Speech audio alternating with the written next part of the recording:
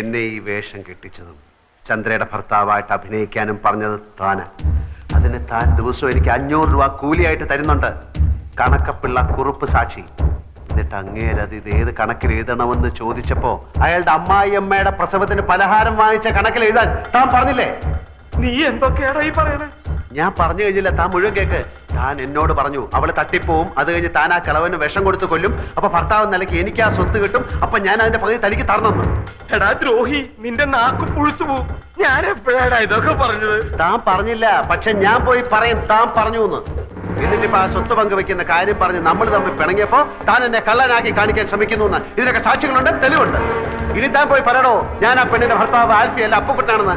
ആ വർമ്മ തന്റെ മുഖത്ത് കാർക്കിച്ച് തുപ്പും, ആ തടിയന്മാർ തന്നെ ഇടിച്ച് പഴിപ്പിക്കും. എന്നിട്ട് ആൾമാറാട്ട കേസിൽ നമുക്ക് രണ്ടുപേർ കൂടെ അകത്ത് കിടന്ന് ഗോതമ്പ് ഉണ്ടെന്ന് ഇരുമ്പഴി എണ്ണി കളിക്കാം. പോയി പറയടോ, പോയി പറയടോ. എടോ, നമ്മുടെ കോൺഗ്രസ്സാക്കാരിൽ പോയിട്ട് ഡീറേഴ്സില്ലേ, പോയി പറയടോ. എനിക്ക് മുകളിൽ ആകാശവും താഴെ ഭൂമിയാണ്, എനിക്കൊന്നും നോക്കാനില്ല. പോയി പറയടോ, പോയി പറയടോ.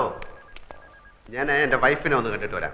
അതിനിടയ്ക്ക് തനിക്ക് വർമ്മസാറിനോട് വല്ലതും പറയാനുണ്ടെങ്കിൽ താൻ പറ, ബാക്കി ഞാൻ വന്നിട്ട് പറയാം. കോൺഗ്രസ്